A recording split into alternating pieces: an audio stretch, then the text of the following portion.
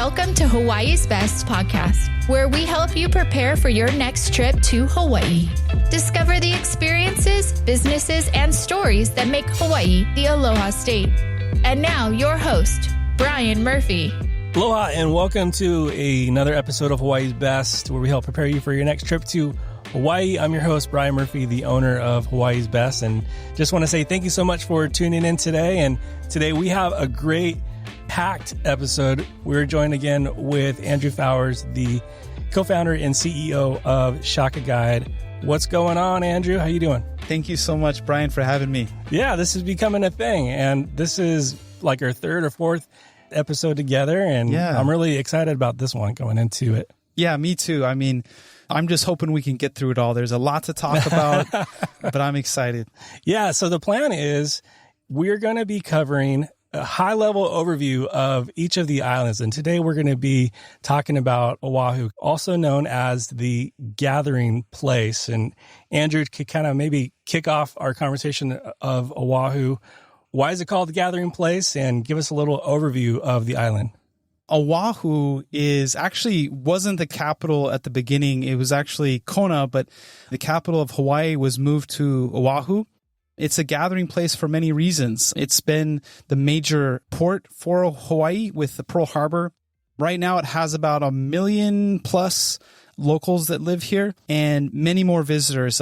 We get, I think it's the most trafficked island here in Hawaii, but there's a perfect combination of like tons of cool beaches, epic surfing, and then you also have like these rainforest hikes all within very close proximity. So it really just packs a punch with a lot of stuff to do with a short amount of distance between each. Yeah, Oahu being home to, like you mentioned, the state capital of Honolulu. And when people talk about or think about Hawaii, they think about Honolulu, Waikiki. But Oahu has so much more to offer. Each island is unique and awesome in its own right. You can't choose the wrong island, basically. But maybe, Exactly. But maybe there's an island that is kind of, best for you or your stage of life, if you're a young family, if you just got married, if you're retired. But maybe take us around the island and kind of describe each of the different shores of the island, different sides of the island. Yeah, definitely. So let's start with like the main hub there in like Honolulu and downtown. So Honolulu and Waikiki kind of, bleed together. They're very close to each other. Honolulu is more of the business district. Yeah. But there's this cool up and coming Kaka'ako area where there's some cool like coffee shops and little boutique shops and just some fun place to walk around. But Waikiki itself, we have, of course, tons of shopping there, lots of hotels. If you keep going out east, we have like the East Oahu portion where there is like Hanauma Bay and Diamond Head and some cool stuff out that side. If you go to the windward side, when you go over the mountains, you have Kailua, which is kind of a main hub out there near Kaneohe. It's kind of like a beachy town with some cute cafes, local shops, and beaches and stuff. It's definitely much more rainy and green on the windward side. Just the mountains kind of block the rain in there. Yeah. So keep going around the island. We got the North Shore. This is where we have like epic big wave surfing. You have some cool like shrimp trucks and food trucks. Haleiwa is a really fun little beach town there as well to hang out, sunset. And then as you come back down the island on the west side, we have kind of like the western portion of Hawaii. And this is like the Kapolei region, but there's also, and that's where I live, by the way, but there's also Ko'olina, which is more of a resort district area. And that has the Aulani, it has the Marriott Hotel there. So that's a nice, really manicured place for beach walks and stuff. I enjoyed going there with my family on the weekends. And then, of course, you have like a central Oahu, which is more of like where locals live. That's kind of near the Pearl Harbor area, Aiea, Pearl City, stuff like that. So that's kind of, I guess you call it the grand tour, 5-second overview of the island. Each one of those sides of the island, each one of those regions is so unique. And that's why one of the things that we like to encourage people traveling to Hawaii is consider Oahu your first stop, because of like what Andrew just mentioned. There's so much to take in, and each area has its own personality and this uniqueness to it that you just have to experience. Like what I love about Kailua and the windward side of the island is it's got this, kind of hometown feel. You got farmers markets, you got, stuff like that going on where you can really see and experience the life of the community. Andrew, what about you? If you had to choose, kind of one region, like what's one of your favorites? I mean, I think Waikiki gets a lot of attention, but me personally, I really love the new Kaka'ako Chinatown downtown area. I mean, when people think of Hawaii, they don't think of like a cool city center. They think of more of like jungles and beaches, but there's this part of Kaka'ako that has tons of these art murals, and it's just so much fun. So there's these little bikes you can rent in town here by the hour. And so what I would recommend, and I like to do with my family, is you rent a little bike and you go and you see all these cool murals just within 10, 15 minutes of a bike ride. You go around, see all these cool murals, grab a bite to eat, and then walk out to the beach and like watch the sunset. It's just beautiful town. It also has a cool night scene as well if you're into that. Mm-hmm. Yeah, maybe just kind of paint people a picture of where it's at. So if say you're in Waikiki, you got to go past Ala Moana, right? That's right. So about 10, 15 minutes past Ala Moana, you'll start to hit like the Kaka'ako and downtown and Chinatown. Those are all kind of right next to each other. Yeah, there's some good eats happening over there right now. So, oh yeah, guaranteed. I mean, those are some of the newest restaurants, really innovative type stuff, and it's a little bit more, I think, local pricing as opposed to tourist pricing on some of those restaurants. That's a good point. We're going to Oahu and we're staying in this region or we're staying on that side of the island. Now, many people reach out to Shaka Guide and to us at Hawaii's Best asking for recommendations on, where to stay. Though a fairly large island, only a few areas you'll be able to find kind of resort areas and hotels, yeah? Yeah, so there's basically 3 main hotel areas. Waikiki, Ko'olina, which is on the west side, I mentioned, and then Turtle Bay, which is on the tip, the far northern tip of the North Shore. So those are kind of the quote-unquote resort areas where there's more of the traditional larger hotels. All of them have their different pros and cons. I mean, Waikiki is definitely much more of like urban feeling. Turtle Bay and Ko'olina are a little bit more remote, somewhat less convenient if you're wanting to like grab a bite. I mean, there's not as many restaurants out there. But the other option, of course, is like some Airbnb or VRBO, like vacation rentals. Those are kind of spread out all throughout the island. Hawaii does have pretty strict vacation rental rules here, so you'll find that many of them are like a 30-day minimum stay. There are some legal ones that you can stay for less, but they're usually pretty popular. Cool thing is vacation rentals are legal in Waikiki and Turtle Bay in some places. Those actually are great options if you kind of want a condo with a kitchen to kind of cook from. Check out Airbnb and VRBO. There's some great options there. But kind of outside of that, the laws are pretty strict here. Yeah, and if you are wanting to kind of do more of the eat at the condo, have a kitchen, I would definitely maybe recommend looking at the west side as well. You got Costco there. You got, if you're traveling from the mainland, you got your Target. Oh, heck yeah. I'm totally biased because I live on the west side. It definitely has a lot of options in terms of like shopping and big box stores. But then it's also pretty close to a nice beach.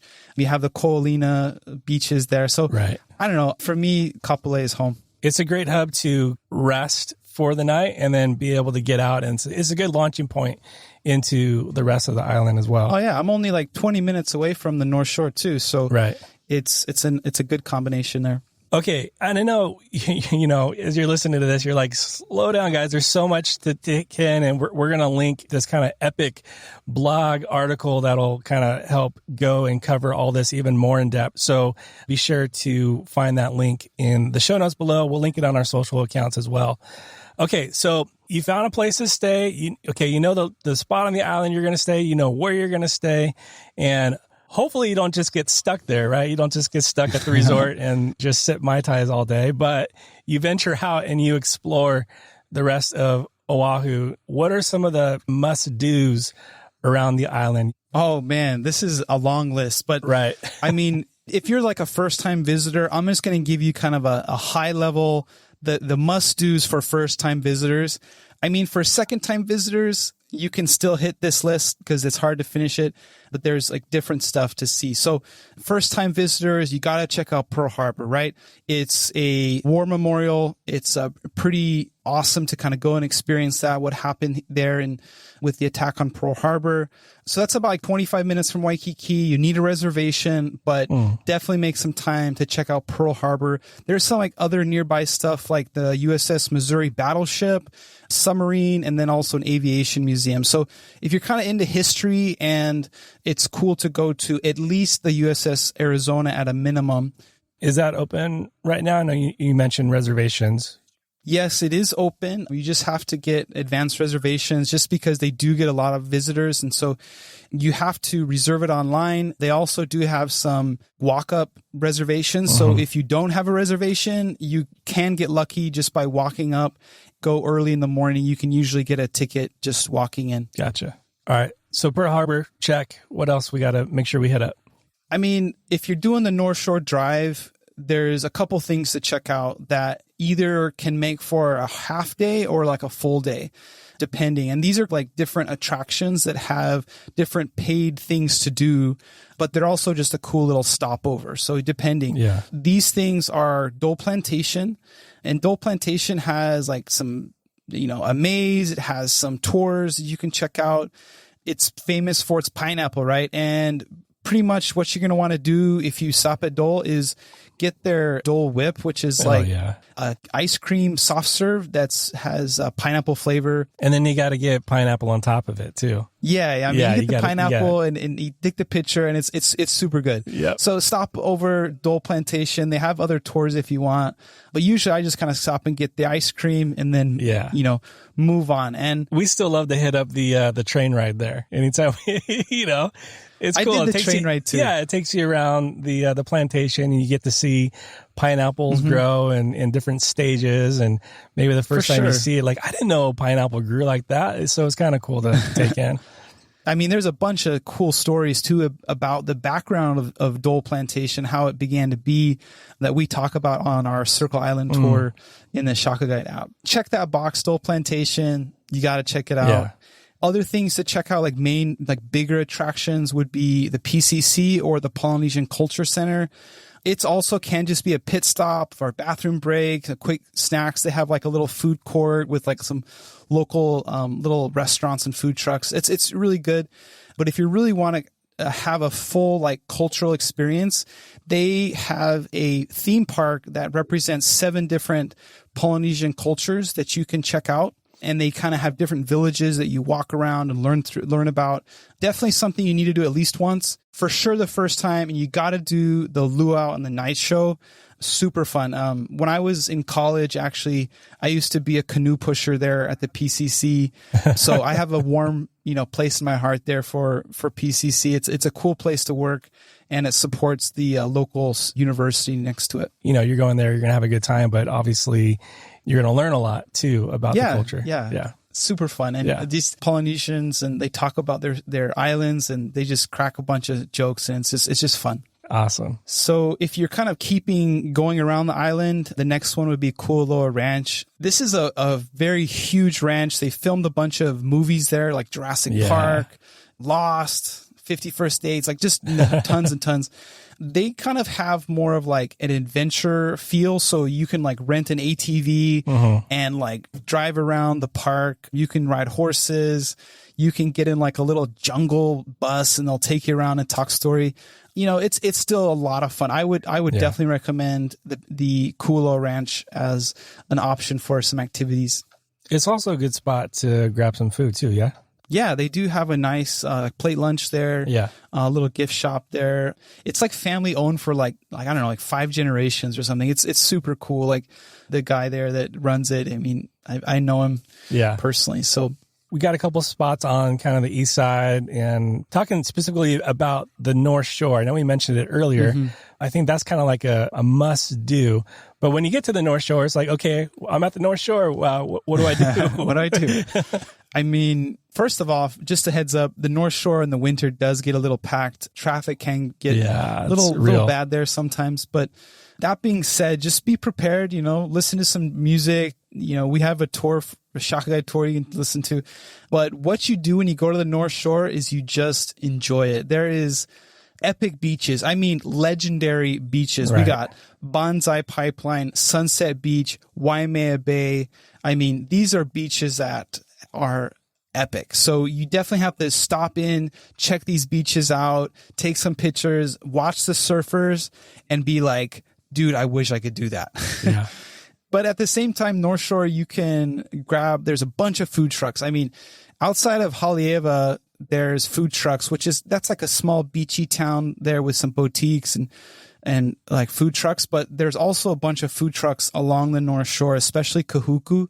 So yeah, I mean, by the time you make it to the North Shore, it's lunchtime, if you start at about 9:10. So yeah, grab a bite to eat. They're famous for shrimp out there, but they also have a bunch of other cool local food trucks, all varieties, all different nationalities. So grab a bite, go to the beach, take some pictures. There is also a valley you can walk into, the Waimea Valley. It's a paid thing, but you can walk, and it's like a nature walk through this cool, like jungle-ish place to a waterfall at the end. So that's kind of a cool thing for families. It's actually the only waterfall you can see on the North Shore without hiking a ton. So if you kind of want a waterfall experience for families, it's a good option. A little pricey, but hey, you're on vacation. So yeah, you talk about the beaches, and even though, wintertime, you get the swells and you're not going to want to get in that water unless you're a professional. But the stream of beaches is called the 7 Mile Miracle, and he listed some of those beaches, and just see to take it in. Like once you're at the North Shore, yeah, there's these things to do, but the main thing is to really just take it in. Yeah. We touched a little bit on culture, but specifically I want to touch on the must-do, can't miss would be Iolani Palace, yeah? Yeah, I think the Iolani Palace it's close to town, first of all, so you don't need to go far from Waikiki to check it out. There is a paid tour to actually go inside the Iolani Palace. This is the only palace that had hosted, royalty in all of the United States. And so it's a special place. It has actually a sad story related to it, and how the monarchy was overthrown by foreign businessmen. But besides that, you can go and actually go inside of it and learn about it. Shaka Guide also has a walking tour on the outside and some of the other historical sites nearby. What are some of the other ones on Oahu to be aware of? There's another walking tour for Waikiki. Waikiki is a beautiful resort district, but really if you peel back that, layers of buildings, there's actually a ton of really cool history there in Waikiki. And so on the tour, we try to actually help people connect with these place names, these stories, these people that helped make Waikiki what it is, not only now, but in the past. And so there's some really cool stories there about, Duke Kahanamoku, Princess Puahi Bishop, Prince Kohio. Those are some just heroes for Hawaii here that helped shape the island and protect Hawaiian values. So definitely check that out if you have a chance. Hey, I just want to pop in real quick because I know this is a lot of information to take in, and we've simplified it. You can go to hawaiisbesttravel.com/episode 58. That's episode 58, where you'll be able to find this blog post that we referenced. You can find some other information there that'll be helpful for you planning your next trip to Oahu.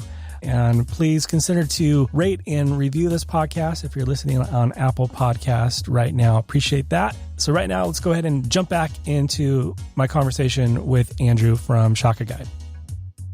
Okay, so we did all the things, right? But, you land, as you're descending into Honolulu, just the views of Hawaii are just breathtaking. And really, Hawaii needs to be explored and needs to be, like we mentioned on a previous episode, to be explored responsibly, talking about travel pono, Malama Aina, taking care of the land. As you get out there and you want to explore some of these beaches and these sites and hikes and all that, maybe let's start with beaches first, Andrew. What are some of the popular beaches to maybe check out? Yeah, definitely. So if you're here to And I'm assuming that we're here to just hang out at the beach, right? If you're looking to surf, right, then there's a whole nother, discussion about where's the breaks and where's the surf spots. But if you're just looking to hang out, a good family-friendly beach where you can get wet, you can have fun, maybe a little bit of wave action, but not too much. Really looking at Waikiki, that's a really perfect, really calm break, especially in the summer months. It has a beautiful, nice barrel, long barrel, so you can kind of catch the wave, nice and gentle, bring it in. Also nice beaches to hang out and lounge. Yeah. The Waikiki beach is actually a ton of beaches, right? It extends the entire strip of Waikiki. It also goes up in Ala Moana, and any of those beaches are good options to kind of just hang out for the day. Yeah, for sure. And then maybe kind of going around the east side a little bit, Kailua area. Yeah, Kailua is also a really fun beach. It's very fine sand. It's just beautiful fine sand out there. Yeah. In the Kailua region, there's this place called Lanikai Beach. It's also a beautiful beach, but I kind of recommend skipping it. It just gets really difficult parking issues. And there's been some local neighbors there that aren't happy, but it really is a beautiful beach. If you can, check it out. Just make sure you don't park it in front of someone's mailbox. Right. Yeah, that's that one with the two islets out there. Yes. And personally, my favorite beach in Kailua region is actually the Waimanalo Beach Park. Okay. I mean, Kailua gets a lot of attention and Lanikai gets a lot of attention, but frankly, it's a little bit more crowded. So my go-to beach, if I just want to chill for the day, is Waimanalo Beach Park. Yep. It's a good spot. It's just a beautiful beach. It also, you can see the Mokes, the two island islets from the distance.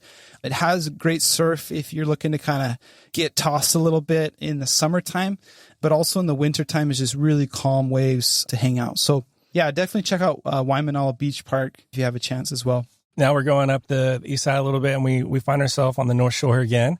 During the summertime, it's pretty amazing. Like if you come during the wintertime and you go up to the North Shore and it's just like, it's alive, it's roaring, like you can hear the ocean, and it's like really intimidating actually. Yeah. And then you come back, maybe next time you come back for a trip and it's summer and it's like, what just happened? What happened?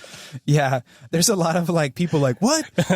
Yeah, they see all these videos like this is the North Shore, right? Right. But then it's like a lake in the summer. Right. So yeah, if you go to the North Shore, it's still fun to check out, but there's going to be no surfers in the North Shore during the summertime. So it's still fun to go check out and be like, well, this is Bonsai Pipeline, even though it looks like, a lake, but still worth it to check it out as well. Yeah. The other one to mention is the Ko'olina Lagoons. Right.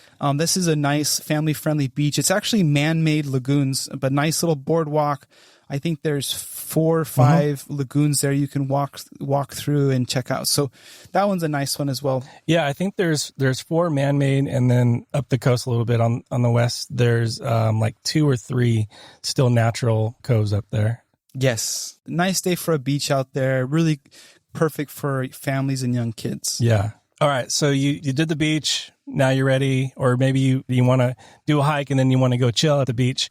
What are some hikes that you'd recommend for someone coming to Oahu? All right. So here's the quick roundup on some easy, cool hikes. A lot of these hikes are already very famous on Instagram. They're legal hikes. They're generally safe, but they also have some great views. So just really quick, there's Diamond Head, which is right next to Waikiki. They do charge to get in, but you can hike to the top of the Diamond Head Peak and get some epic views of Waikiki and downtown. Another one is Lanikai, which is actually on the Kailua side of town. And that's a pillbox. And when they say pillbox in Hawaii, that's actually an old military bunker, right? After Japan attacked Hawaii, there's like a bunch of military bunkers that were built all over the island. And so a lot of the hikes in Hawaii on every side of the island are like these bunkers. That's kind of like how the trail was made, because they actually had to hike up and build these cement bunkers. And there's like machine turrets inside the bunkers. It's like, dang, I mean, it seems like so long ago, but that was a really real fear back then. So Lanikai Pillbox, or the Lanikai Bunker, is a cool hike. It is in residential, so you kind of have to, again, watch your parking. But if you can find a good legal spot, there's a beautiful hike up to Lanikai. Makapu Point Lighthouse. This is a state park, really nice parking lot, so you don't have to worry about that. Yeah. Paved, and so you can kind of walk up with strollers if you have kids.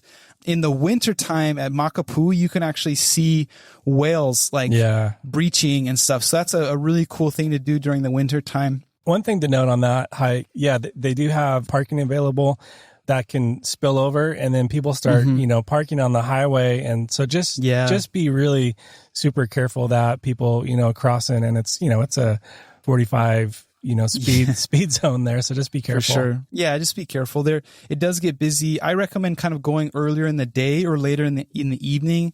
There's no shade. And so it can get really hot if you're not prepared, but it's a beautiful place for a sunrise or sunset. That's true. All right. What's next? What else do we got to make sure we hit up? This is a busy day. This is, and again, you can't really all hit this in one trip. So maybe some of the stuff you kind of come back to Oahu a second time. Another thing would be the North Shore Pillbox. That hike is really popular on Instagram right now, but it overlooks like the Kahana Valley. It's a really short hike. It's like, I don't know, like 0.5 miles. It's really steep, so be careful. There has been some accidents where people slip there, but that's a cool hike to check out as well. Awesome. And then, the last one I forgot is Coco Head. So Coco Head it's like an old railroad tracks that go up this super tall mountain. It's actually an old crater. And at the top of Coco Head, you can see Hawaii Kai. You can see like downtown. It's just a really fun hike if you're into like the Stair Climber 3000 type of a hike. It's funny. We posted about Coco Head recently, and some people say it's like the hardest hike ever. I couldn't do it. And then some are like, it was a cakewalk. So yeah, I'm curious, like if you do the hike, be sure to reach out and let us know how was it for you. Yeah, definitely may not be for all ages. Let's put it that way. You have to be a little fit to finish that one. So is that one open again? I know they're doing some reno. Yeah, they are doing some renovations. So I think it's closed for a little bit. Yeah, because there's actually a few like places if you don't step on the right stair, you can like fall through, and there's been some erosion there. So they're actually trying to like reinforce and make it safe. So that's great. All right. Wow. We got our work cut out for us going to Oahu, but I think the main thing is to really just take in Hawaii, take in Oahu, take in the culture, the people, pace yourself. Don't feel like you have to do all this, but these are some great options to choose from as you're planning your trip. And just one thing here, like I live in Hawaii. I love this island. And sometimes a vacation isn't really about how much you do, right? But it's really about enjoying it one step at a time. And it's not about like super busy and like I have to do everything. Yeah. Those types of vacations are exhausting. So just plan to like enjoy yourself, see as much as you can, enjoy as much of it as you can, but don't try to do it all. It's something that a vacation is meant to be enjoyed and not meant to be like a grueling marathon where you have to do everything at the same time or in one trip. Yeah, absolutely. As you're talking, and I know we've said a few times, like take it in, slow down, and like, okay, what does that really mean? And I think if we had to sum it up, at least I want to hear from you too, Andrew, but like, is to be present. Mm-hmm. So, and I think that's just if we want to, do a life philosophy here, but like you're on vacation, and it costs probably quite a bit of money, and you saved up for this, and you got the family there, and you're doing the list, and I think human nature, you kind of want to like, okay, check the box and get to the next thing.